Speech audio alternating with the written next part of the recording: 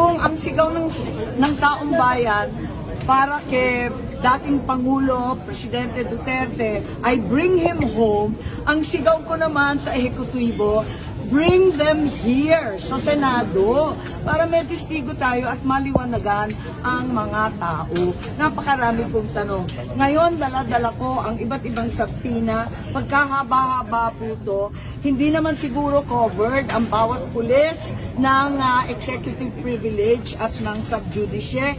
Andito yung mga subpoena para kina Jean Fajardo, General Nick De Loso Torre, ang ating mga sekretary, Special Envoy Marcos Lacanilao. Ang dami po ang dami-daming hindi sumipot, kaya hindi tayo makausad sa atin. Andito rin si General Marbil, ang dami pong subpoena.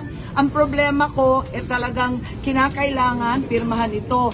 Dalawa ang pinadala ko kay Senate President Cheese Escudero. Pero nung Lunes pa inaantay ko, hindi pa lumalabas. Ngayon magpapadala ako muli, sana naman pirmahan at lumabas na itong subpoena. Hindi pinagpaaral pa daw po ni SP sa legal department. Oo nga kaya sobrang tagal. Pero sana sa kabila ng pag-aaral nila, alamin naman nila na may limitasyon ng executive privilege at yung subjudice, yung klarong-klaro